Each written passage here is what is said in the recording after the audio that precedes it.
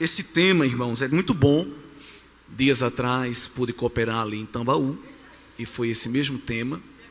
E isso é muito importante, principalmente para nós jovens que estamos formando a nossa posição doutrinária, conhecendo a confissão de fé cristã, até mesmo um posicionamento doutrinário pentecostal clássico, que é o assembleiano.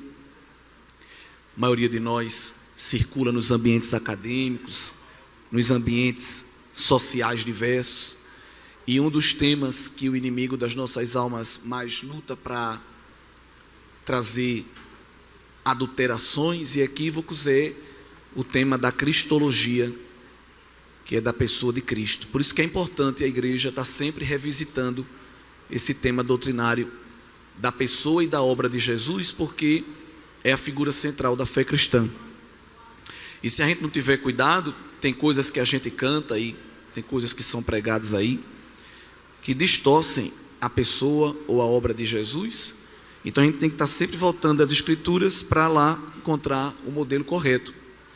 E aqui em Filipenses 2, do verso 5 até o verso 11, nós temos uma música, um hino primitivo. Alguns hinos da igreja do primeiro século foram registradas pelo apóstolo Paulo nas cartas que ele escreveu. Ali em Efésios capítulo 1 nós temos um hino, em Romanos 11, em Colossenses 1, em Efésios 5 nós temos um versículo que remonta a um trecho musical. Então Paulo estava sempre pegando trechos doxológicos, trechos de adoração e colocando nas cartas, motivando a igreja a cantar. Quando a gente pega tantos louvores da igreja dita primitiva e a pregação, a gente vai observar que eles rondam sempre no mesmo tema, que é morte e ressurreição de Jesus. Eles não pregavam nem cantavam outra coisa. Quando nós pegamos as pregações de Estevão, de Pedro, de Paulo, em Atos, só em Atos, todas as pregações deles circulavam em torno morte e ressurreição de Jesus. A igreja cresceu só com esse ensino, só com esse alimento, esse arroz com feijão. E quando ia cantar? Cantava de Jesus. Veja que coisa, né? Não cantava de anjo, não cantava de querubim, e nem de qualquer outra coisa que a gente gosta de cantar às vezes. Pessoa de Cristo. E isso foi suficiente para fortalecer a igreja e fazer ela ter condição de suportar a perseguição, as provações e ser aprovada em Deus, não é? E aqui em Filipenses 2, do verso 5 ao 11, nós temos a biografia de Jesus resumida. Os 3 estágios que nós podemos conhecer da pessoa de Cristo. Nós temos aqui o estado pré-existente, o estado pré-eterno, ou antes da eternidade, se é que existe isso, porque nós temos aqui nos versículos iniciais 5 e 6, o apóstolo Paulo nos mostrando que Jesus, ele sendo em forma de Deus, verso 6, não teve por usurpação, por vanglória, por orgulho, ser igual a Deus. Então, se Deus é eterno e Jesus é Deus, forma de Deus, então, no estado pré-existente, ele sempre existiu. Jesus não foi criado, assim como o Pai, como o Espírito sempre existiu. Isso coaduna com um trecho inicial do Evangelho escrito por João, bem conhecido, João 1. No princípio era o verbo estava com Deus, e o verbo era Deus. O verbo ali com V maiúsculo é Cristo, o Logos é eterno, a matéria-prima da criação. João diz que sem Cristo, sem Ele, nada do que foi feito se faria. Isso se confirma em Colossenses 1, quando Paulo diz que Ele é o primogênito da criação. E por Ele tudo se foi feito, e nele tudo se sustenta, e nele tudo se consumará. Combina com Romanos 11, quando Paulo diz que porque dele, por Ele, para Ele são todas as coisas. Então Ele cria, Ele sustenta, e ele consuma a criação. O mundo busca estudar as origens da criação, mas a Bíblia dá a resposta, não só das origens de quem criou, mas a Bíblia também ensina quem mantém, quem é o mantenedor do universo e quem também vai concluir, porque Deus ainda está operando a criação, porque ela foi borrada, distorcida, obstacularizada pelo pecado. Então ela vai ser refeita, reorganizada, e isso vai ser feito através do Filho. No versículo 7, 8, nós vamos ver o estado encarnado de Jesus. Jesus sempre foi Deus, mas nem sempre foi homem, se tornou homem. Era necessário tomar a forma de homem. E isso foi discutido com o Pai e com o Espírito na eternidade. Porque na presciência de Deus, ele sabia que o homem, ele permitiu. Se o homem não tivesse pecado, o plano da redenção também não ia entrar em cena. Então, aparentemente, a queda, o pecado foi algo ruim, claro, mas possibilitou a revelação do plano mais lindo de Deus, que não era uma espécie de plano B, porque Deus não foi surpreendido pelo homem, sempre foi o plano original de Deus. Vamos criar o homem à nossa imagem e semelhança. Vamos colocar nele a nossa impressão moral e ética, mas devido à rebeldia de Satanás e alguns adeptos, o pecado vai seduzir o coração deles. E a gente não pode deixar como está. E nesta conversa eterna, o Pai pergunta: quem se disponibiliza aí? E nós vamos observar que não é o Pai, Deus Pai, que diz a Jesus: você vai ter que ir lá. O Filho mesmo é que toma a iniciativa. Jesus, ele mostra nos evangelhos que ninguém ia tirar a sua vida se ele mesmo não a desse. O texto bíblico diz que ele entregou-se a si mesmo. Não foi ninguém que entregou Jesus. Jesus tomou a iniciativa e disse ao Pai: eu resolvo a bronca, conte comigo. Agora eu quero deixar também com o Senhor algo aqui ajustado, porque quando eu aparecer encarnado e o povo começar a interagir comigo, vai gerar um vínculo de ligação muito forte, e depois como é que eu volto? Eles vão ficar com sentimento de orfandade, porque o pai tinha dito ao filho: tá bem, você vai, mas você não vai ficar lá, você vai, cumpre a tarefa, quando concluir eu lhe trago de volta, porque você para ir vai ter que se despojar da glória, mas você não vai ficar despojado dela para sempre. Eu vou devolver, eu vou ressarcir, eu vou lhe devolver essa glória que você vai abrir mão. Disse: pois é, mas haverá um vínculo. E como é que vai ficar essa questão do vínculo? A gente vai quebrar abruptamente? Então, Pai, eu vou, faço a obra e volto, mas eu quero um igual a mim lá. Eu quero um substituto da mesma natureza para ficar com o povo. E este outro é o Paráclitos, o Consolador, que não podia ser anjo, porque anjo já é inferior. E o filho disse ao pai: eu quero um igual. Então só podia ser a terceira pessoa, que era o Espírito Santo de Deus, que foi derramado para, neste intervalo entre a primeira e a segunda vinda de Cristo, suprir esta ausência corpórea de Jesus. Porque o verso de número 9, 10 e 11 nos mostrará o último estado de Jesus, que é o que ele está agora, o estado exaltado, não é isso? Jesus se tornou homem e nunca mais deixou de ser. Isso aqui é doutrina bíblica pura e sem mistura. E é muito bom porque nessa manhã de estudo bíblico dá para a gente trabalhar essas questões que geralmente a gente às vezes deixa até passar. Jesus se tornou homem e nunca mais deixou de ser. Já nos primeiros anos da igreja, algumas heresias quiseram distorcer este ensino bíblico. Haviam correntes que diziam que Jesus só era Deus, não era homem. Outras correntes diziam que ele era homem, mas não tinha nada de Deus. Outras diziam que ele era uma espécie de semideus. Quando ele se tornou homem, ele perdeu um pouco da sua divindade. Jesus não perdeu nada da sua divindade, nada da sua onipotência. Ele perdeu da glória. Porque o verso de número 5, Paulo convida a gente a ter o mesmo sentimento de abnegação e de renúncia que Jesus teve. Porque não é fácil o que Jesus viveu. O verso 6 diz que ele tinha por forma a forma divina, mas ele não teve por vanglória, não teve por orgulho. Há uma tradução que eu gosto que diz que ele não considerou sua existência numa forma igual a Deus como algo a se apegar.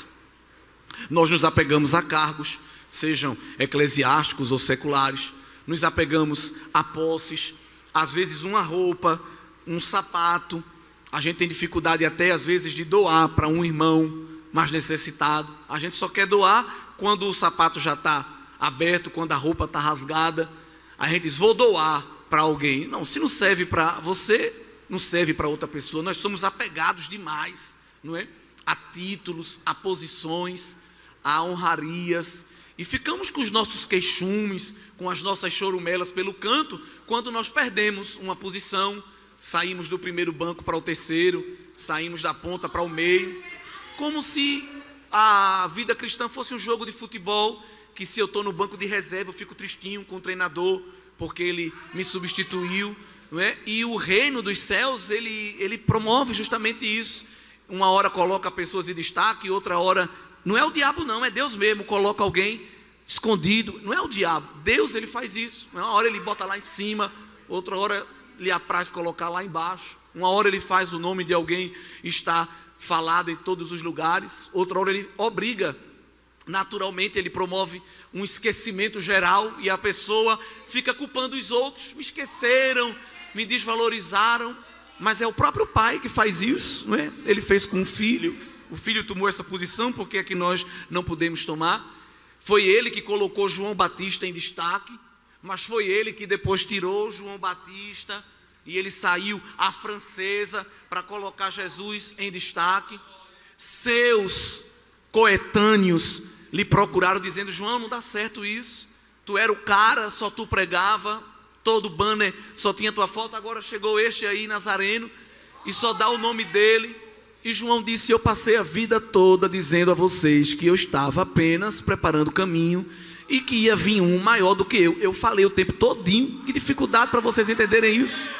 Ele está crescendo, eu quero que ele cresça mais e que eu diminua, porque eu só vim desamarrar a sandália dele, eu só sou o trator que aplana a estrada para ele vir. Ele é poderoso, ele é maior do que eu. Isso é evangelho. E Jesus estava no ápice, no topo, não tinha mais para onde ele subir, porque ele estava no topo. O diabo, que era um anjo, estava numa posição intermediária e olhou para o ser de Deus e quis aquilo que Deus tinha. Se rebelou, porque queria para si uma glória que nunca poderia ter. Qual foi a pena dele sumária? Foi expulso do céu. Jesus disse que viu ele cair do céu como um raio. E alguém diz: nossa, mas por que Deus fez isso? Não teve uma segunda chance? Porque os anjos, eles recebem um juízo mais severo do que os homens. Por quê? Porque aos anjos foi otorgado um grau de revelação maior que o nosso. Eles veem o que a gente não vê, eles ouvem o que a gente não ouve.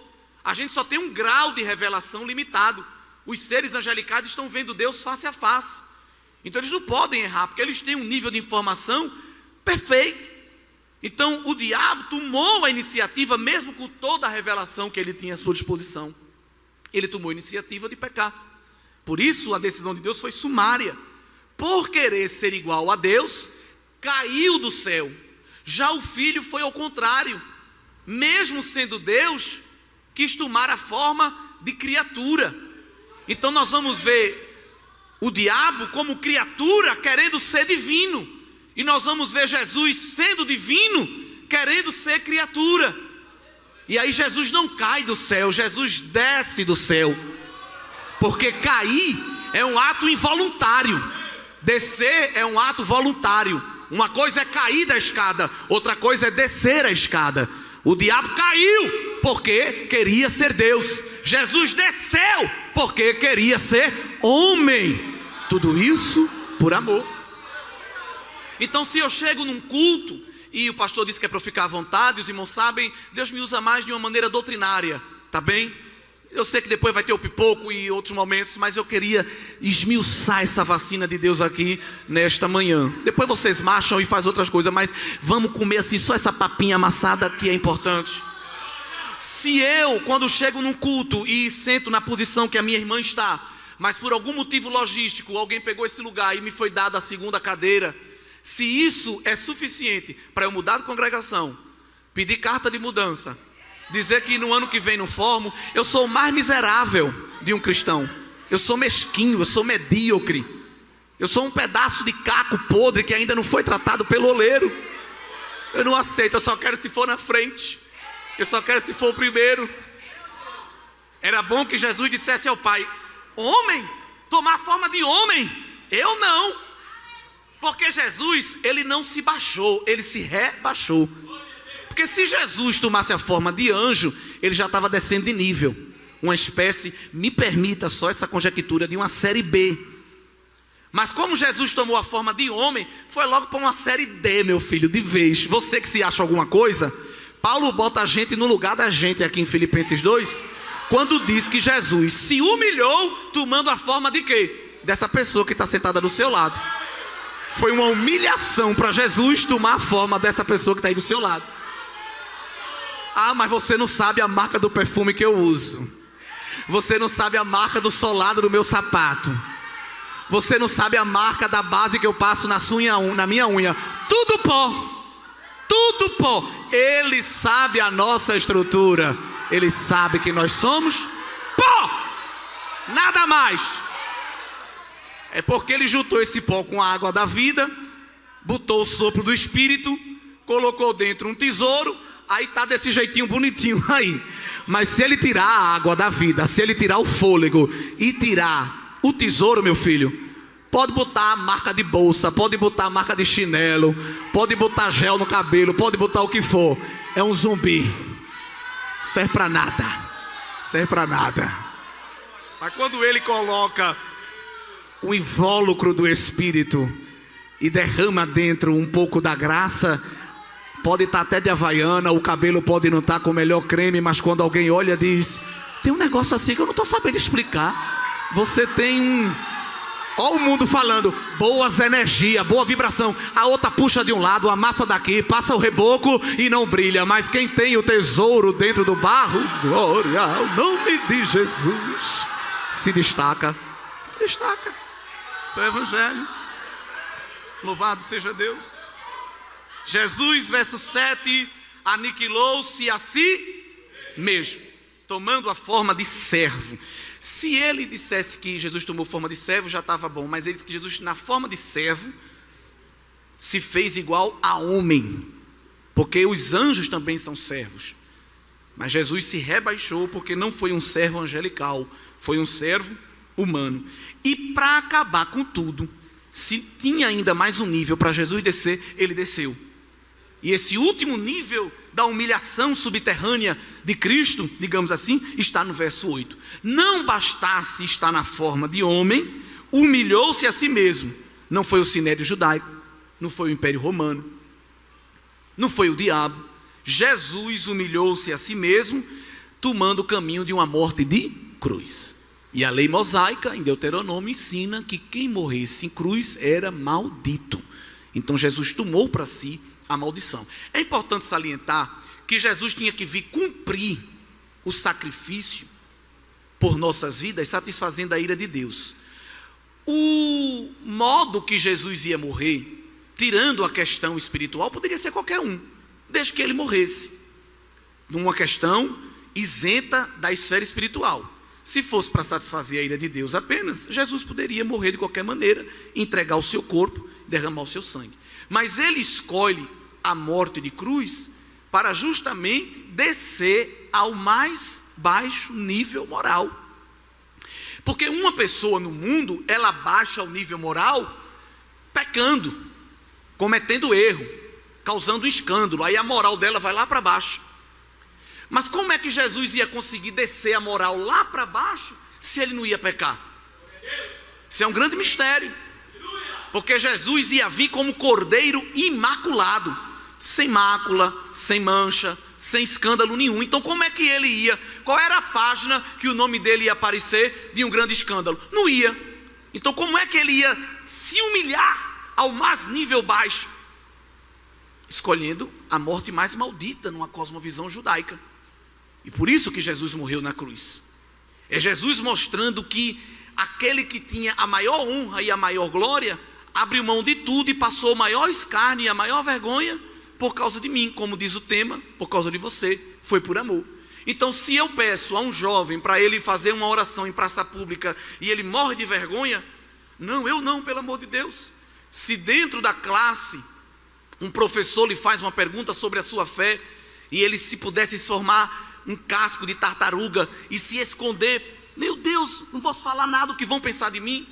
Se nessas oportunidades que tenho para expressar o meu amor a Cristo, eu me envergonho, Bom seria que quando Cristo teve a oportunidade de expressar o seu amor por nós, ele também se envergonhasse ao Pai. Nazaré? Não, Pai. Eu moro na região metropolitana da glória. Eu moro no bairro do Trono, no Alphaville da revelação da glória excelsa. Morar em Nazaré? Me dê pelo menos um condomínio na beira da Galileia. Por favor, Pai, tenha misericórdia. Qual é a maternidade que eu vou nascer?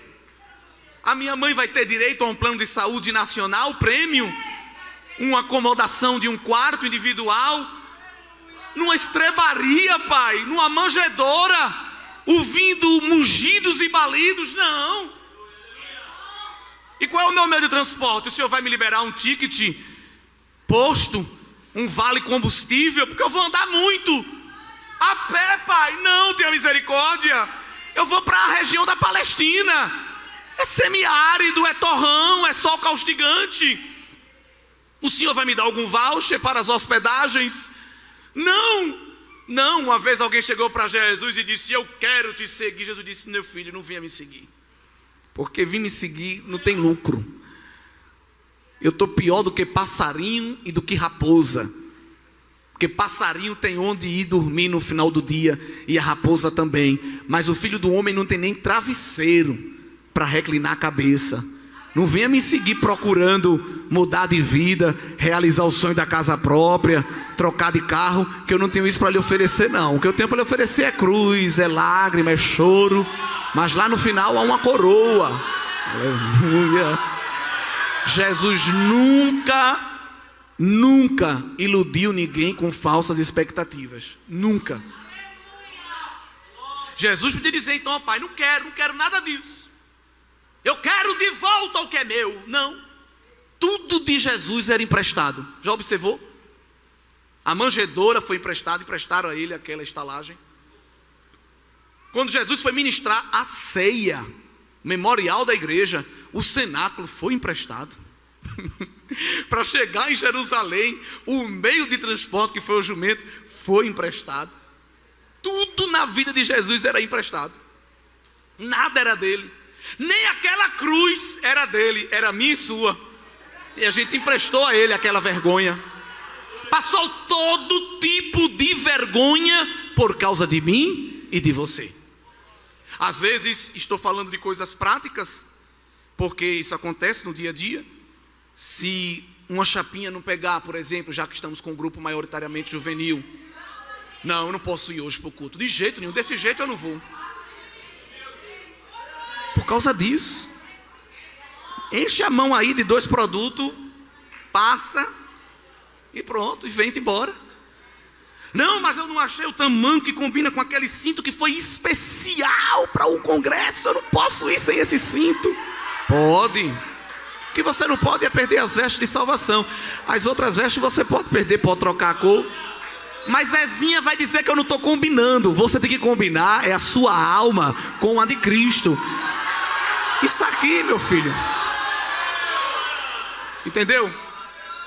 Mas é porque agora tem mídia e a menina passa fotografando. Você tem que preocupar é com a mídia do Espírito Santo, que lhe fotografa toda hora. Eita glória! Quando ninguém vê, Ele está te vendo. É Ele que você tem que agradar, irmão. 3h30 para alinhar um cabelo. E se dobrar o joelho 5 minutos tem cãibra. 2 horas segurando um pente e um secador. Mas se ficar 5 minutos cantando um medley, ai, dá para mim não. Está morto e não sabe.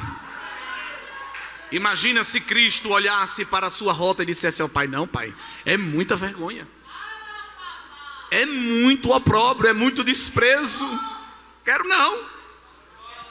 O Senhor vai pelo menos mandar uma irmã vendedora da Natura me abençoar com um kit cosmético para eu cuidar da minha pele? Não. Não, porque Isaías 53, que é bem conhecido nosso, se vocês não tiverem nenhum problema em abrir, vale a pena. Isaías profetizou sobre o padrão estético de Jesus. Olha. O padrão estético de Jesus foi profetizado por Isaías centenas de anos antes. Se Jesus chegasse num culto aqui, Jesus homem, antes da sua exaltação, ninguém ia correr. Nos dias atuais, ninguém ia correr para tirar uma foto com ele. Nos dias atuais. Se ele chegasse aqui em João Pessoa, Mangabeira, num culto agora, talvez se ele sentasse ao lado de alguém com muita elegância ia se afastar uns centímetros. Se Jesus se transportasse para esse contexto midiático, que supervaloriza os cosméticos, o reboco, como a gente. Porque Isaías profetizou no capítulo 53 e no verso número 2, que Jesus, ele vinha como uma raiz de terra seca, que se você fizer assim com o pé, ela morre. Não tinha parecer, nem formosura. E olhando nós para ele, nenhuma beleza víamos para que o desejássemos. Esteticamente, Jesus não tinha nada que atraísse. Eu até pregando esses dias disse que se Jesus chegasse num círculo de jovens, meninas, nenhum olhar para ele e dizer: eu quero casar com este homem, é o homem dos meus sonhos. Não, fisicamente não. O verso de número 3, Isaías ainda desce mais um nível. Diz que Jesus era desprezado e o mais indigno entre os homens, e os homens escondiam um rosto e não faziam dele caso algum. Então, esteticamente, Jesus não tinha nada para chamar a atenção. A demora era só ele abrir a boca. Agora, quando ele abria a boca, aí as multidões diziam: que homem é este? Que é isso? Que palavra boa, a gente quer ficar perto. Eita glória. Em João 6, o Sinédrio mandou uns capangas prender Jesus. Quando chegaram lá, era esse Jesus sem formosura que estava pregando. Não tinha gravata cintilante, não tinha sapato de couro de jacaré, não tinha terno de lantejoula prateada. Mas quando começou a pregar, quem foi prender? Sentou no banco, começou a dar glória, começou a dar aleluia, recebeu a bênção apostólica e tudo, voltou lá para o covil das raposas do Sinédrio, e quando chegou lá, disseram: cadê ele? Você esqueceu de trazer ele. Não é isso não, é que o homem prega demais, você precisa ouvir. O homem fala coisas que ninguém falou, porque o salmista disse que a graça se derramaria dos seus lábios. Jesus não tinha aparência, mas tinha essência. Não tinha vitrine, mas tinha estoque. Não tinha cobertura, mas tinha recheio. Tinha conteúdo. Nós somos a geração da embalagem. A embalagem é bonita. A embalagem é bem que você olha assim: Jesus, o que é isso? É homem ou é mulher? É de bem ou é de mal? É da terra ou é de Marte? Você não consegue nem discernir de tanta coisa que nós temos na embalagem. Mas Jesus tinha uma substância, tinha um conteúdo, tinha um produto a oferecer. Que ele era tão simples na sua aparência, que quando Judas combinou de entregá-lo aos algozes romanos, teve que combinar um código. Porque Jesus, no meio das multidões, não seria facilmente percebido. Eles disseram: Jesus é aquele que eu dei um beijo na face. Aí vocês vão saber que é ele. Foi assim ou não? Porque quando Jesus estava no meio da multidão, fisicamente, nada chamava atenção. E é isso que Paulo está dizendo aqui na carta aos Filipenses, que nós devemos ter este mesmo sentimento que havia em Cristo, que não supervalorizou a aparência. Ele tinha a aparência da glória, ele tinha uma natureza glorificada na eternidade, mas abriu mão, não da sua divindade nem do seu poder, abriu mão da sua glória, para estar no meio de nós, no meio de nós. E Jesus, a prova de que não perdeu a divindade nem a onipotência, que quando ele veio para a terra, continuou mostrando que era Deus com todo o poder. Tinha poder sobre as enfermidades, tinha poder sobre os demônios, demonstrou poder até na natureza. Aí os discípulos não aguentaram, porque quando viram ele falar para enfermo e o enfermo ser curado, ou para demônio e o demônio sair, tudo bem, mas falar com vento, eles nunca tinham visto isso. Falar com água, até porque Jesus, quando quer, ele quebra as próprias leis fixas que ele estabeleceu na criação. Porque João 3, Jesus diz que ao vento Deus deu autonomia. Que autonomia? O vento sopra aonde? Onde é que o vento sopra? Onde quer. Deus deu na criação ao vento autonomia. Você sopra onde você quiser. A gente não sabe para onde vem nem para onde vai. Deus deu ao vento. Mas Jesus, que é criador, mantenedor e consumador, quando ele quer, ele quebra a própria lei que ele criou. Porque naquele barco o vento estava soprando aonde queria. Aí Jesus levantou e disse: ei, vento, vento, estás muito agitado, vento, cala-te. Que homem é este que manda até no vento e na água? Não era homem, era Deus. E você crê que ele manda na tua casa, que ele manda na tua parentela, que ele manda na tua vida, na tua mente, no teu coração, ele manda no teu futuro. Nós estamos abrigados debaixo da onipotência de Jesus para todo sempre. Glória a Deus. É este sentimento que Paulo quer que não só a igreja em Filipos, mas toda a comunidade dos cristãos tenham, de sorte que haja em vós o mesmo sentimento que houve em Cristo Jesus. Esse Jesus que abre mão de tudo para servir. Em Mateus 10, ou Marcos 10, 45, ele diz que o Filho do Homem não veio para ser servido, mas para servir e dar a sua vida em resgate de muitos. Ele veio para servir. Então quando eu olho para um irmão e faço um sinal, e ele sabe que eu estou fazendo sinal para lhe pedir alguma coisa, e ele faz que não está vendo, essa pessoa não pode dizer que é um discípulo de Cristo. Não é isso? Ou quando eu convido alguém para fazer um trabalho: meu irmão, você pode trabalhar, você pode participar semana que vem do evento assim, se vir. A igreja: não, irmão, não posso que eu vou adoecer.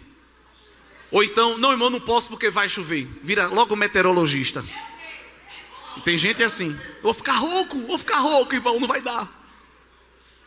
Nós não podemos dizer que somos discípulos de Cristo, porque Cristo tinha disponibilidade para o serviço. Tanto que lá em João 13, perto de morrer, viu? Inclusive, vocês leem Bíblia, só estou relembrando, não estou ensinando as coisas aqui essa manhã. Se tem uma coisa que Jesus fez perto de morrer, foi trabalhar. Irmã, cadê você? Faz 3 meses que não veio. Não, porque na última vez que eu fui, quando eu entrei, aquela irmã olhou para mim dos pés à cabeça. Eu estou muito ferida com isso. Meu filho, cadê você? Faz 6 meses que você não vem. Não, porque eu preparei um esboço para dar uma mensagem e o irmão me deu só a saudação de 5 minutos. Estou muito amargurado. É uma cristandade de gelatina, de isopor, qualquer peteleco desfaz. Mas Jesus, perto de morrer, estava dando escola bíblica de obreiro, seminário para líder, visitando enfermo. Veja, podia dizer aos discípulos: olha, estou muito amargurado, olha como eu estou. Está chegando a minha morte, não estou para ninguém, estou offline, não aguenta, muita luta. Mateus 26 diz que na noite que foi traído, ele fez o quê? Instaurou a ceia. Podia dizer: Pedro e João, assume aí o culto, olha como eu estou, me dá um Rivotril, tenho condição para nada. Perto da morte, mas trabalhando. Perto da morte, orando. Perto da morte, servindo. E você está muito melhor que Jesus e às vezes não quer fazer nada para Ele. Temos que fazer muito mais. Está bem vestido, está bem arrumado. Eu estou pregando aqui, estou sentindo o cheiro do almoço. Já estão pensando na comida. Jesus tem visitado a nossa mesa, visitado o guarda-roupa, tem nos calçado, tem nos vestido, tem nos dado família, tem nos dado amigos, tem nos dado estudo, tem nos dado ouro, prata, leite e mel, tanta coisa boa. O que é que nós podemos fazer para Ele?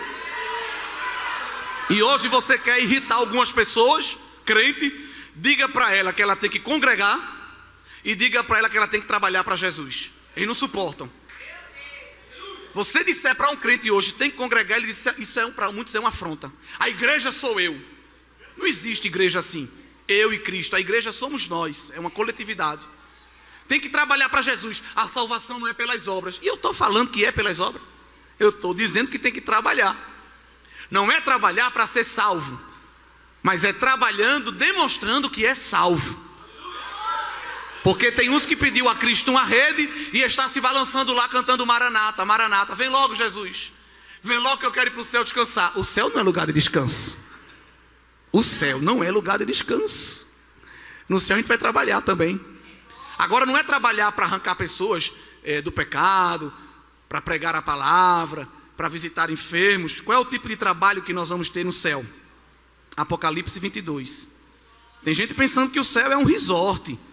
para ficar lá no Rio Lento, andando numa boia. E aí, Abraão, valeu a pena esperar, não foi?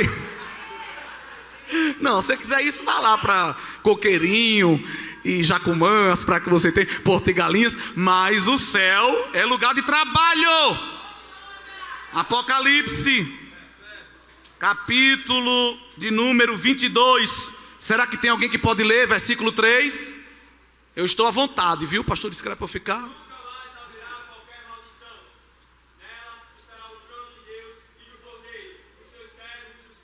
Obrigado, amado. Essa palavra aqui, os seus servos servirão, no original não significa uma ação pontual, não. É uma ação contínua para a eternidade. A gente hoje tem que fazer um congresso 2 dias, 3, porque se fizer 5, o pessoal faz rodízio. Eu vou no primeiro, tu vai no segundo, tu me rende lá, porque eu só vou ter força para ir no 3º dia. Aí eu te rendo e tu vai no 4. Aqui é uma bênção que tem culto manhã, tarde e noite. Tem lugar que não pode mais não. Que é isso, irmão? Isso é fanatismo. Aonde é que a criatura vai chegar para Jesus na eternidade e dizer: Senhor, dê um pause. A gente está cultuando desde 6 horas da manhã. Já deu 6 horas da manhã e culto, e glória, e aleluia. Qual é a hora que a gente vai se banhar no rio da água da vida? Nenhuma. Porque os seus servos o servirão. O negócio é tão sério que Jesus sabe, e Deus, que a igreja ainda está se acostumando a esse patamar, porque Ele quer mesmo é a adoração da igreja. Mas tem irmão que, irmão, cadê tu? 11h30, ele está decidindo se vive ou morre ainda. 11h30 da manhã, tem gente que ainda está decidindo se levanta do coma, da preguiça. Aparece lá pelas 3 horas da tarde, botando defeito em tudo e em todos. Mas quer ir para o céu, ficar com Jesus. Como? Se quando nós chegarmos lá, nós vamos perceber que pelo menos há 4 seres ao redor do trono, cantando ininterruptamente: Santo, Santo, Santo, Santo, Santo, Santo. Não cansam de adorar, porque foram feitos para isso. E Deus também levará a igreja para se juntar com eles, para viver este serviço de adoração ininterrupto. Mas quando esteve na terra, Jesus fez o quê? Trabalhou, serviu. E Jesus encarnado é sinônimo de serviço. Jesus não mandava representante, ele sempre ia pessoalmente. E Jesus tinha representante, tinha 12, depois tinha 70. Se tinha uma coisa que Jesus podia fazer, é mandar representante e ficar só no quartel-general. Eu vou ficar aqui só esperando a cruz. Mas Jesus ia. Quando Jesus não ia, alguém vinha até ele. Ele não tinha descanso.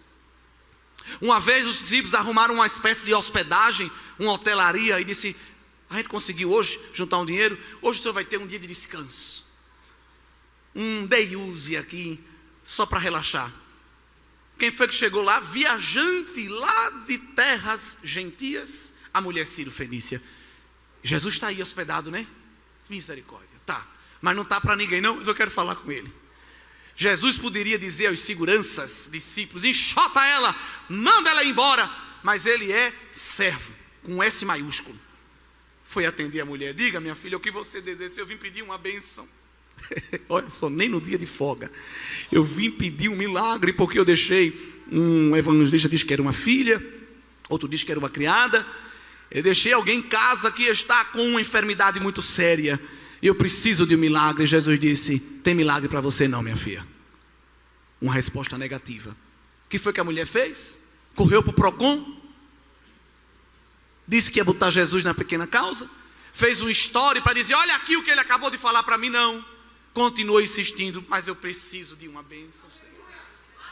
Eu preciso de uma bênção que só o Senhor pode dar. Olha, eu vi aí no Instagram os rios, o Senhor operando aí nas comunidades, e eu vim porque eu creio que Tu és Senhor. Olha, era de outra religião, era de outro país, mas estava dando um show da fé ali. Eu vim porque eu creio que Tu tem poder para fazer. Jesus vem com a segunda palavra muito forte e diz: mulher, eu não vim senão para as ovelhas de Israel, eu não posso te dar nada. Silenciou. A mulher não aguentou, irmão.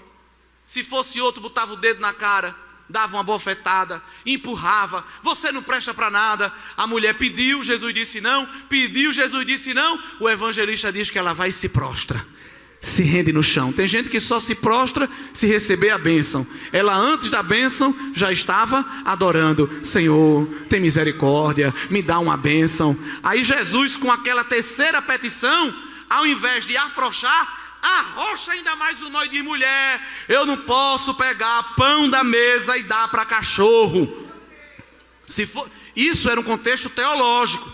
Mas se fosse hoje: cachorro é você, não sei o que mais lá. Mas a mulher entrou na metáfora de Jesus e disse: eu sei o meu lugar. Eu sei que eu sou cão, porque eu sou de outra nação e de outra fé. Mas o Senhor está se esquecendo que até do que cai da mesa o cachorro come.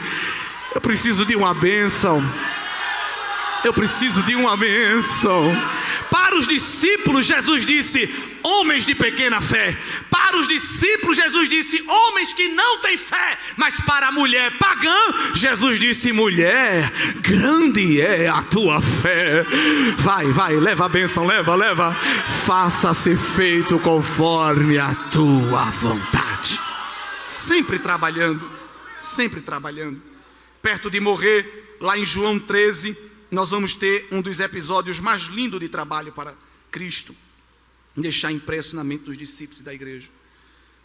Lá em João 13, nós sabemos que antes da refeição, eles tinham, os judeus, um ritual de purificação. E Jesus vai levantar-se da ceia e vai fazer agora este ato de purificação, que geralmente era feito anteriormente, mas aqui ele queria deixar uma lição. E é dito que as mesas, os irmãos sabem, quem sentava na ponta eram os mais afastados e no meio eram os mais próximos.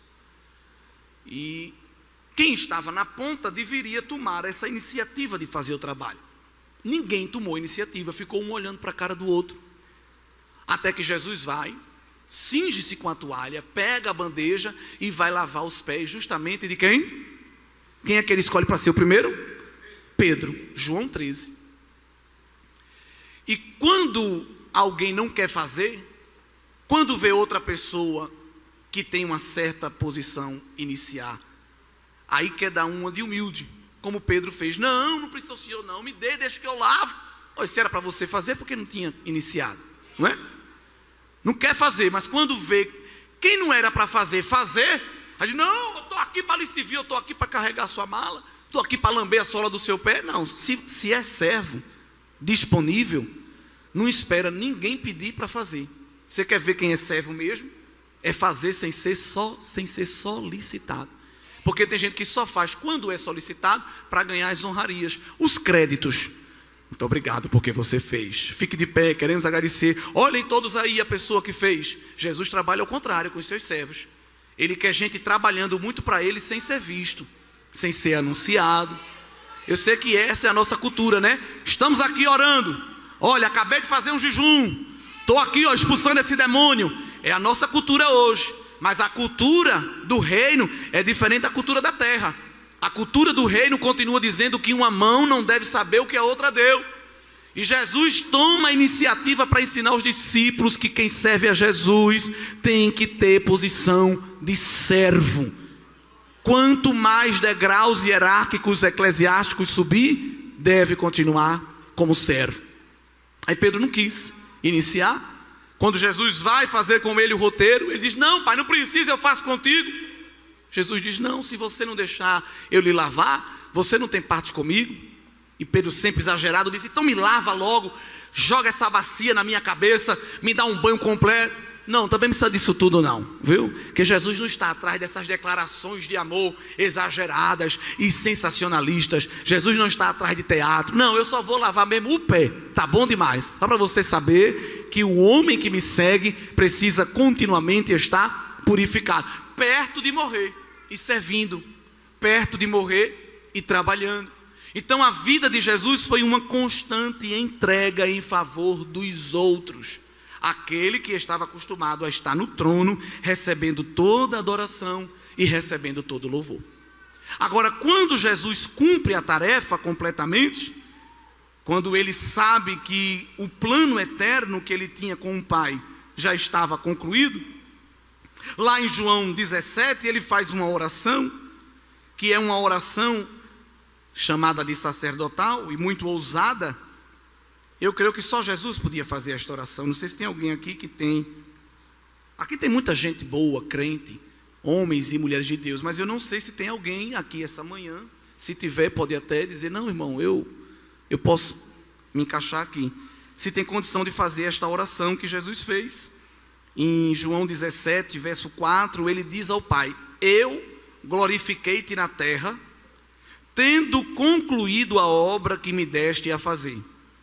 Agora, glorifica-me tu, ó Pai, junto de ti mesmo, com aquela glória que tinha contigo antes que o mundo existisse. Jesus está dizendo ao Pai: eu fiz o que eu combinei com o Senhor que eu faria. Agora eu quero que o Senhor faça a sua parte. É por isso que eu estou perguntando se tem alguém aqui essa manhã que tem condição de fazer essa oração para Deus. Eu quero de volta o que é meu. A gente gosta de cantar isso, né? Restitui! Será que tem algum irmão de oração, algum obreiro?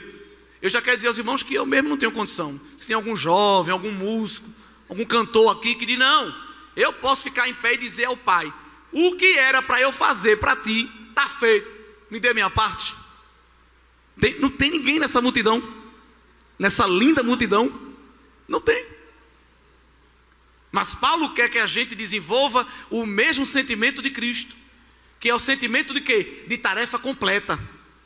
Tem um na terra que chegou a esse nível.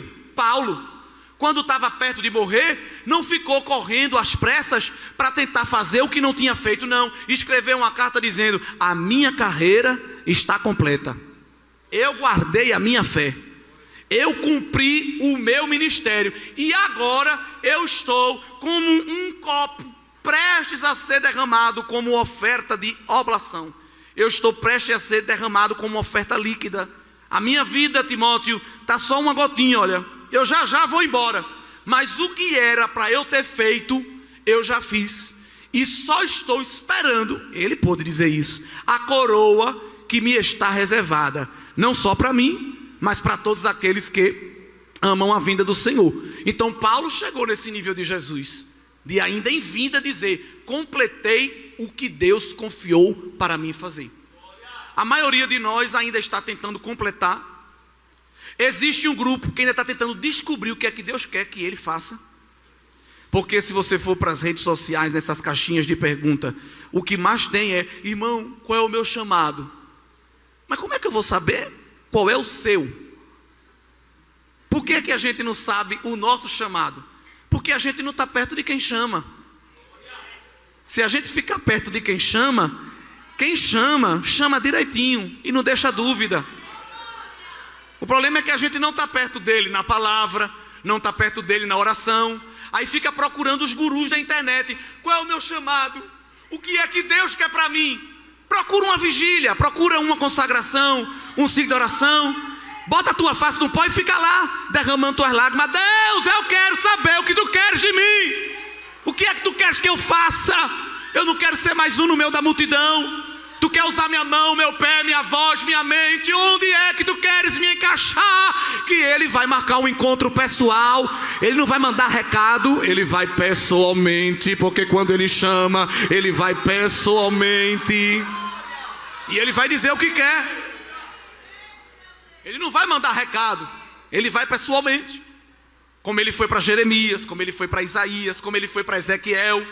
E tudinho, quando recebeu a presença dele, a pancada da glória foi tão grande que caiu no chão. Hoje, quando a gente recebe a glória, a gente pula. Dizem, né, que quando recebe a glória, é muita glória, pula. Mas na Bíblia, todo mundo que recebe uma pancada da glória, pá! Porque o que é que significa glória no hebraico? Peso. Peso. E a própria gravidade bota o peso para onde? A força peso vai para onde? Os físicos sabem. Para baixo. Então quem é cheio da glória está mais embaixo do que em cima. Aprenda isso. Está humilde. Pai do Senhor, meu irmão. Pai do Senhor não, deixa eu ver se você é digno de receber.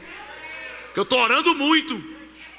Irmão, você pode pregar naquela congregação, ali tem que atingir um nível de santidade ainda para eu poder entrar lá. Tem nada da glória de Deus. Porque quem recebe a pancada da glória de Deus, se humilha. É uma pancada tão forte que esvazia a gente. Deixa a gente todo quebrado, todo esmiuçado. Quando Ezequiel viu só o carro do trono andando, foi tanta glória que caiu. Aleluia. Aí o pai mandou o Espírito tocou nele, soprou nele e falou com ele: levanta, filho do homem, eu quero falar contigo. Fica caído não, você não viu nada ainda. Isso só foi o trailer. As temporadas vão começar, tem muitos episódios da minha glória. Tu vai ver ainda o carro da glória de Deus andando por cima de Israel. Tu vai receber revelação apocalíptica. É tanta glória que tu parece que vai explodir, vai nada. Jeová está só untando a forma, glória. Ainda vai descer tanto azeite na tua cabeça. Tu tem 13, 14, 15 anos, Deus não está vendo isso não. Ele já está acendendo as labaredas da fornalha e está pegando esta massa informe e dizendo: vem para minha mão que eu vou começar a fortalecer tua estrutura. Vai vir peteleco, vai vir pontapé, vai vir soco, mas não vai te quebrar, porque a minha glória vai preencher. A minha glória vai capacitar as tuas fragilidades. Deus está nesta manhã renovando a estrutura. Está pegando adolescente e dando estrutura de ancião. Você sabia que Deus faz isso?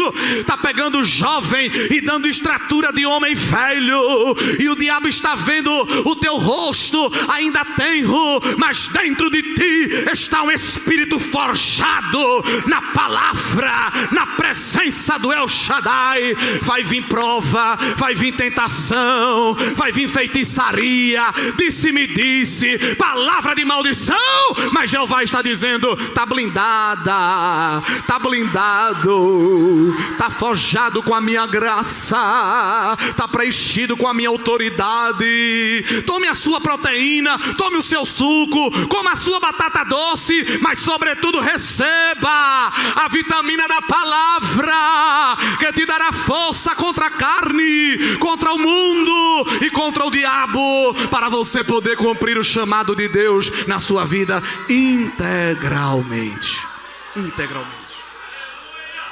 Qual é o nível de serviço que estamos prestando para o Cordeiro de Deus? Qual o nível de comprometimento que nós estamos tendo com o Cordeiro de Deus? Aquele que se comprometeu completamente com a nossa vida. E por se comprometer, e por se dedicar, e por entregar a sua vida completamente em serviço, o Pai, de fato, deu a ele o que havia combinado na eternidade. Por isso que o terceiro estágio aqui de Filipenses 2, Paulo diz que após cumprir o seu sacrifício, no verso 9, Deus o exaltou soberanamente. Se Jesus se rebaixou ao mais último nível, o Pai lhe exaltou ao nível mais alto. A palavra exaltou soberanamente acontece só aqui no Novo Testamento. Na Bíblia toda não ocorre essa expressão com mais ninguém, só com Jesus, que significa lhe exaltou ao ponto máximo, que é o ponto de Deus. E nós vamos observar isso muito bem explicado, porque ao nome de Jesus se dará autoridade sobre todo o nome, para que línguas confessem e para que joelhos se dobrem. E isso não é historinha, isso é Bíblia. Quando a gente pega os evangelhos e Apocalipse, a gente vê como isso está muito bem encaixado. Nos evangelhos, nós estamos vendo Jesus humilhado. Em Apocalipse, Jesus exaltado. Nos evangelhos, o Jesus encarnado revela todo o cumprimento da humilhação. Em Apocalipse, o Jesus exaltado revela todo o cumprimento da glorificação. Nos evangelhos, Jesus é o cordeiro que foi morto. Em Apocalipse, ele é o cordeiro que reviveu. Nos evangelhos, nós vamos ver Jesus montado no jumentinho na entrada triunfal. Em Apocalipse, veremos Jesus montado num cavalo branco no seu retorno glorioso. Nos evangelhos, nós vamos ver Jesus recebendo uma coroa de espinhos que lhe fez sangrar. Em Apocalipse, na redenção final, Jesus tem uma coroa com muitas pedras e diademas preciosos. Nos evangelhos, Jesus está dizendo que tem sede e estão lhe dando vinagre. Em Apocalipse, Jesus está convidando quem tem sede para beber da água da vida que ele dá. Nos evangelhos, nós vamos ver uma plaquinha satirizando Jesus, chamando ele de rei dos judeus. Em Apocalipse, na sua coxa está escrito que ele não só é rei dos judeus, é rei dos reis e senhor dos senhores. Lá nos evangelhos, Lucas 19 vai mostrar que nos olhos de Jesus tinha lágrimas. Em Apocalipse 21 é nos dito que ele, dos olhos de todos nós, enxugará toda lágrima. Lá nos evangelhos, nós vamos ver Jesus passando fome.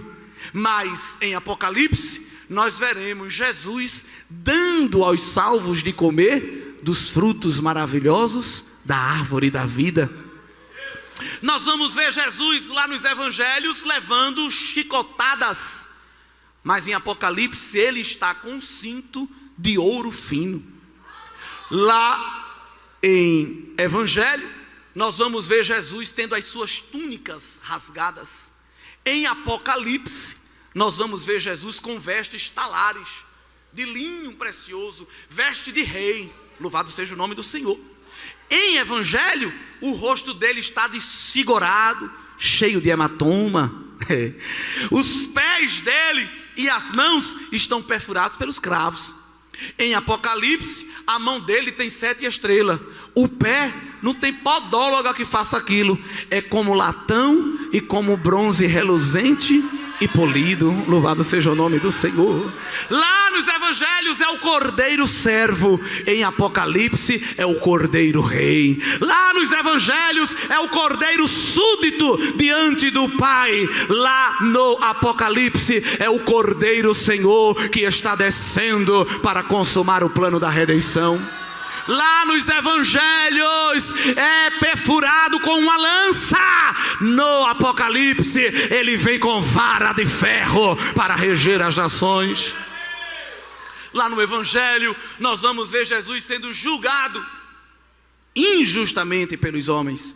No Apocalipse nós encontraremos Jesus descendo para julgar justamente todos os homens. Então, queridos irmãos, é esse Cristo que está em nosso meio, operando na vida da igreja. Jesus, como corpo glorificado, subiu ao céu, e o corpo dele está guardado lá, mas não é guardado numa tumba. Pedro disse que Jesus subiu ao céu e está guardado com o Pai, até que desça sobre nós tempos de refrigério. Então Jesus não está numa tumba, ele está sentado no trono do lado do Pai, cheio de autoridade, porque o Pai devolveu a ele toda a glória e reafirmou a ele toda a autoridade sobre todas as coisas. E de vez em quando Jesus demonstra essa autoridade, respondendo às orações da igreja. Porque tem um mistério com Jesus, que ele faz o oposto dos outros, como rei e como sumo sacerdote. Como rei, um monarca, ele sempre fica sentado. Quando ele quer expedir uma decisão, ele só estende o cetro. Um rei não fica em pé, ele sempre sentado fica dando as suas decisões. O Salmo 110, o pai profetiza para o filho: disse o Senhor ao meu Senhor, assenta-te à minha direita, até que eu tenha posto os teus inimigos por escabelo dos teus pés. Banquinho para descansar o pé. Deus vai fazer os inimigos de Jesus como banquinho para ele apoiar o pé. Então, enquanto isso não acontece, Jesus está sentado à direita do Pai. Como rei, os líderes humanos precisam gritar muito para ser visto. Jesus, como rei, resolve tudo sentado. Pode resolver sentado, mas ele é tão especial que de vez em quando faz questão de ficar em pé. Porque para ouvir a oração da igreja e responder, basta ele se inclinar. O texto poético diz que ao se inclinar ele ouve. Mas ele diz que por causa da opressão do pobre, do gemido do necessitado, eu me levantarei agora, diz o Senhor. Se levanta, e se levanta. Quando Estevão, o primeiro mártir, em Atos 7, estava posto a ser apedrejado pelo sinédrio e morrer, o que foi que Jesus fez? João 7, ou Atos 7, diz que Estevão viu o céu aberto, viu o Pai sentado no trono e viu o Filho aonde? Onde foi que o Filho estava? Em pé, à direita do Pai. Jesus fez questão de ficar em pé. Ele podia mandar anjo, mas ele fez questão para recepcionar o primeiro herói da igreja, o primeiro mártir. Vem, Estevão, vem, tu tá vindo para ficar comigo, de pé. Paulo, Jesus chamou para vir vê-lo, porque Paulo, de maneira, se fosse hoje, Paulo ia gravar live, ia tirar selfie para mostrar a todo mundo, pela questão midiática. Mas Paulo foi ao terceiro céu e não disse nem que era ele, disse que era um outro homem, mas todos nós concordamos que era ele mesmo. Então, para Paulo, Jesus disse: vem cá, dá uma olhada, só o trailer do que está te esperando. Para João foi melhor ainda, porque Paulo, Jesus disse: venha cá. Para Estevão, Jesus disse: estou aqui, a gente vai se encontrar. Mas para João foi mandado para uma ilha de exílio como prisioneiro de alta periculosidade, que era a ilha de Patmos, porque Domiciano, imperador romano, não suportava João, com aquele jeitinho dele manso, calmo. Quando pregava, as multidões se convertiam. Então ele era prejuízo para o império. Prende em Patmos, que lá ele não vai ter comunicação com ninguém. Pode até morrer quando desembarcar na ilha, que as feras selvagens ficavam ali e devoravam muitos prisioneiros ao chegar. João escapou, ficou preso. Eu creio que Jesus pediu permissão ao Pai. Disse: Pai, eu sei que eu tenho que ficar aqui até se cumprir os tempos de refrigério. Ele só desce para buscar a igreja. Ele subiu e desce nas nuvens para buscar a igreja. Jesus com o corpo glorificado. Isso é Bíblia, está lá, não é? Mas para João, ele abriu um parêntese na ilha de Patmos. E eu creio que ele pediu ao Pai: deixa eu ir pessoalmente, porque ele vai ver muita coisa aqui do céu, mas deixa a gente mostrar que a gente está com ele também. Foi quando João viu aquele estrondo. Isso é tremendo, porque a gente, quando ouve os estrondos, sai correndo com medo. Mas João, quando viu o estrondo, ele sabia que o estrondo era algo espiritual. E lá em Apocalipse capítulo 1, versículo a partir do número 12, ele se virou e viu no meio dos castiçais um semelhante ao Filho do Homem, vestido até aos pés de uma veste comprida, cingido pelo peito com cinto de ouro, a cabeça e os cabelos brancos como a lã, os olhos como chama de fogo, os pés semelhante a latão reluzente, como se tivesse saído da fornalha, a voz como o som de muitas águas, na mão 7 estrelas, na boca espada aguda, rosto como o sol. Quando viu, caiu prostrado. Jesus disse: tenha medo não, fique em pé, eu vim lhe visitar. Eu não preciso mostrar RG, nem passar no raio-x, nem dar gorjeta para a gente. Eu vim lhe visitar. Levanta, porque a revelação vai começar a descer. Escreve o que tu vai ver e sela, porque são palavras verdadeiras e fiéis. Louvado seja Deus. Então Jesus glorificado abriu essa exceção para ser visto por João na ilha de Patmos. E como rei, ele quebra essa exceção. É para ele estar sentado como rei, mas ele fica em pé. Agora, como sumo sacerdote, é o contrário, é para ficar em pé. Porque o sacerdote, diz o autor aos Hebreus, usando o ofício levítico, nunca se sentava, fazia o trabalho sempre em pé, porque o trabalho nunca estava concluído. Então o sacerdote levita trabalhava, quando terminava o seu turno, outro já chegava para lhe render, porque não podia ter pausa. Então eles trabalhavam sempre em pé. Mas o autor sagrado aos Hebreus diz que Jesus, tendo concluído a oferta completa que ele deu, como sumo sacerdote eterno segundo a ordem de Melquisedeque, ele se sentou. Então isso para o culto levítico é um escândalo. Ei, está sentado por quê? Não acabou o trabalho não. Aí eu diz: ei, você está pensando, está falando com quem? Eu não sou da linhagem de Arão não, eu sou da linhagem de Melquisedeque, eu sou de outra linhagem. A minha não é a genealógica, a biológica, a minha é eterna. Eu estou sentado porque eu concluí o trabalho. Eu estou sentado porque o meu sacrifício foi tiro e queda. E também porque é que ele está sentado? Para de vez em quando cochichar umas coisas no ouvido do Pai. Mas não é cochichando, falando da vida dos outros não. É cochichando como um intercessor. Esse é tremendo. Aleluia. Porque o Pai sabe de tudo, assim como o Filho. Mas às vezes, quando nós estamos com as nossas lutas, as nossas dores, as nossas guerras, é o Filho que cochicha do lado do Pai. Vamos ter misericórdia dele, Pai.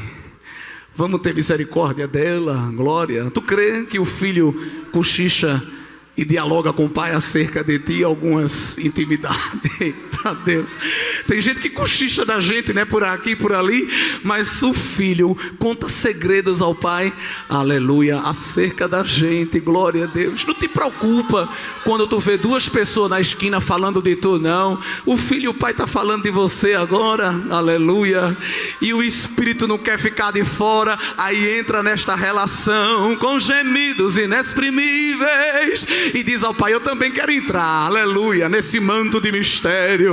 Olha, eu vim agora de lá da igreja, a tua filha está lá, Senhor, te adorando, o teu filho está lá te exalçando, e eu trouxe aqui os gemidos da adoração. Aí os anjos veem isso e diz: vão ficar de fora também não, pega as taças de ouro que está no trono, glória, não é tapaué não, não é caixa paque do correio não, é taça de ouro. Pega esse recipiente santo e vamos lá em Mangabeira, vamos colher lágrima de crente, glória. Abre a tua mão, está descendo resposta. Deus está aumentando o nível de intimidade aqui na tua vida, tu crê? Ele está aumentando a comunhão espiritual e está abrindo a tela do céu e está dizendo: oração vai subir e resposta vai descer, clamor vai subir e estrondo de glória vai descer. Aonde tem um coração quebrantado, aonde tem uma alma derramada, eu vou vir pessoalmente para fazer uma visita, assim diz o Senhor Jesus nesta manhã.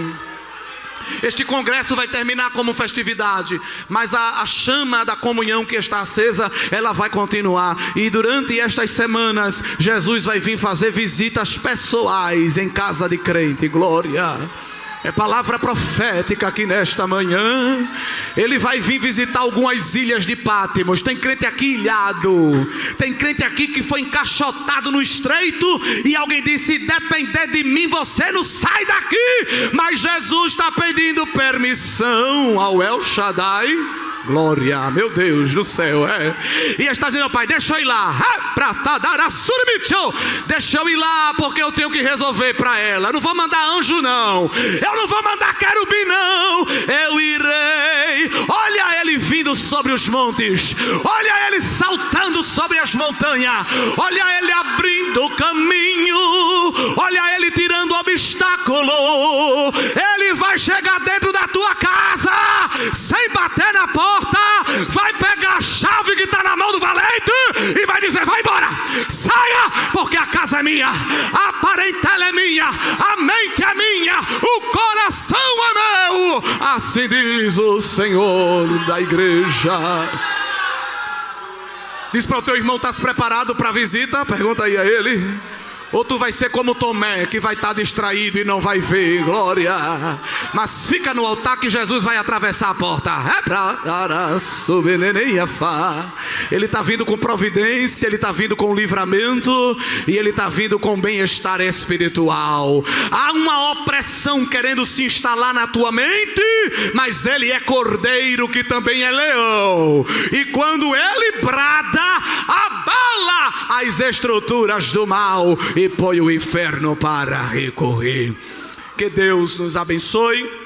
Com esta breve reflexão, relembro à igreja que nós precisamos mais do que nunca estar cantando e pregando que Jesus era Deus, se fez homem, mas foi exaltado sobre todo nome, e já já, com toda esta glória, com toda esta autoridade, ele vai abrir a atmosfera, glória. Eita Deus, andar sobre a face. Quem luta por título e por cargo, com teu apego tu vai ficar. Mas quem já tem o sentimento de Cristo desapegado, glória a Deus, é um olho na terra e um olho na nuvem. Alguém diz: é doida. Eita glória, eita, essa menina é toda espiritual. Não, eu sou crente, eu estou agora outra cidadania. Esse irmão parece que é aéreo. Eu não sou aéreo não, meu filho, eu estou em outro nível, eu sou celestial, é mais alto ainda. A minha vida está na mão do Cordeiro. Ele está tirando do teu coração apego material aqui nesta manhã. Você crê nisso? Tem crente aqui muito apegado a algo material, muito preocupado com a estética, preocupado com o futuro, preocupado com a casa própria, preocupado com esquemas, com modos, com formas. Mas Jesus está esvaziando o nosso ego aqui esta manhã, está deixando a gente bem leve para a gente subir com facilidade. Glória a Deus. Curve a tua cabeça, fecha os teus olhos. Senhor Deus e Pai, a tua palavra foi pregada e não precisa de muita coisa para o Senhor operar. Nós cremos no Jesus ressuscitado. Nós cremos no Jesus glorificado. E se há crentes aqui que nunca tiveram uma experiência com Jesus glorificado, muda isso, Senhor. Marca encontro pessoal com crente nesses dias. Visita quartos, visita salas, visita repartições, desfaz reuniões secretas malignas contra nós, desfaz círculos de fofoca e de maledicência, setas apontadas, arapucas, pratos, ofertas de Jezabel e de Dalila, que está fazendo quase alguém cair. Mas nós te convidamos a bradar com o teu rugido, para levar para longe a ave de rapina, a raposa, a serpente. Senhor, na tua voz os laços são quebrados, na tua voz a sepultura é fechada, na tua voz a sepultura também é aberta.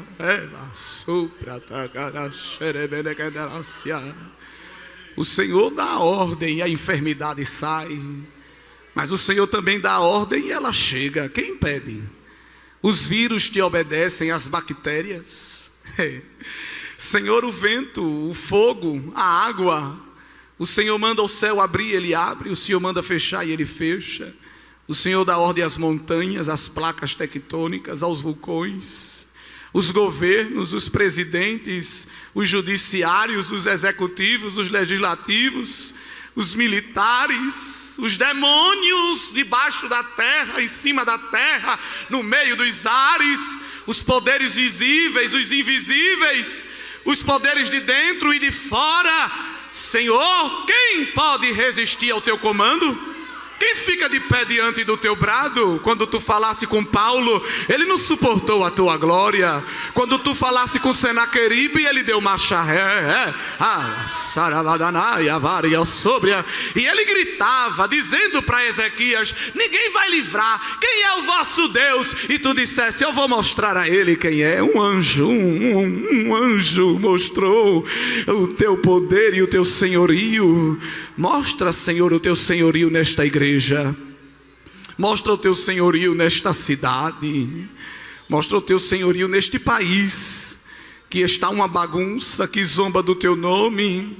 Nós cremos, Senhor, que tu és Deus e queremos entronizar-te aqui nesta manhã. Toma, Deus, a nossa voz, que não seja a nossa, seja a tua. Esse espírito de prostituição, Deus, que está querendo tomar este irmão, este espírito de luxúria que está querendo algemá-lo, eu te denuncio e te repreendo agora, Satanás. Tu não vai tomar parte dos órgãos deste moço. Ele é santificado para uma grande obra.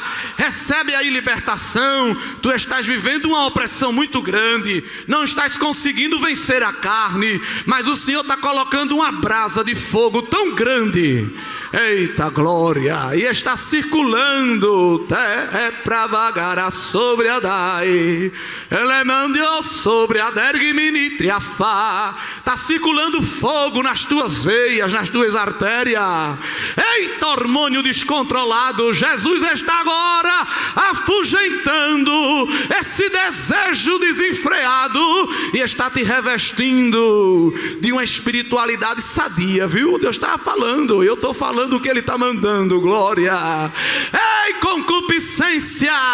Os teus dias estão contados, porque o Cordeiro vem buscar a igreja e nos livrará da sedução do pecado. Espírito de incredulidade que trancou a mente deste moço e desta moça, que lhe impede de se envolver nos mistérios de Deus, o bisturi da palavra está te cortando agora. Laço maligno, a espada da palavra te desbarata, e Deus concede liberdade. Deus te dá leveza à tua alma. Recebe, porque Ele tem misericórdia de ti. Ele te abraça nesta tarde. Já é tarde, glória, mas o Senhor não tem relógio, aleluia. Ele está descendo uma brisa sobre a tua cabeça, cabeça quente, estressada, tanto nervosismo, tanta coisa, mas há um rio cujas correntes alegram a cidade de Deus, e esse rio está refrigerando a tua mente. Olha a anestesia de Deus descendo sobre ti, afronta para todo lado, rasteiras querendo te derrubar, mas o Senhor está te escondendo na cidade forte que é Ele. Suba, entre na torre forte, se esconda na torre de vigia. Grande é a guerra, mas eu dou fim à guerra até o fim da terra, e mando alguém ficar quieto para saber que eu sou grande no teu viver. Dentro da tua casa alguém está te afrontando, te jogando de um lado para o outro, te desmerecendo, tirando até o teu direito, mas eu vou chegar lá também, glória. Eu vou fazer uma visita a alguém que está gritando contra a tua fé, e vou calar o grito do afrontador. Assim diz o Senhor Jeová: estou colocando um cântico novo na tua boca, vou te tomar nos meus mistérios dentro da tua casa, aleluia. O diabo quer tomar lá a dianteira, mas eu vou mostrar a ele que o meu espírito é maior. E dentro da tua boca eu coloco os meus mistérios e digo a você: abra a boca e fale, porque sou eu que lhe dou esse mistério. Porque quando você fala, ele sai como uma bola de fogo para queimar as arapucas do inimigo, que são invisíveis, você não vê, mas eu vejo. Quando eu mando você cantar dentro de casa, é porque eu quero quebrar corrente. Alguém quer que tu escute rock, MPB, funk, mas eu habito no meio dos louvores, e quando tu canta eu te tomo naquela guerra, e desfaço as armas dos midianitas. Anda sobre a forga. Será que tu tem coragem? Deus está falando: abre a tua mão e recebe uma arma nova.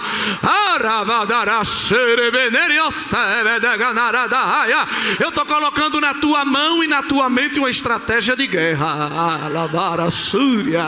Quando alguém pensar que tu vai calar, eu vou te dar autoridade e vou mandar gritar. Quando alguém pensar que tu vai gritar, eu vou te anestesiar e vou dizer: se cale, porque quem vai falar sou eu. Mas eu estou te dando nesta noite, nesta tarde, uma autoridade sobrenatural. Recebe da minha parte, eu estou te dando, porque eu tenho um nome que é sobre todo nome. Alguém mostra a carteira, o crachá, mas tu vai mostrar é o sangue no umbral da porta, e o reprava súbria vai ter que bater em retirada.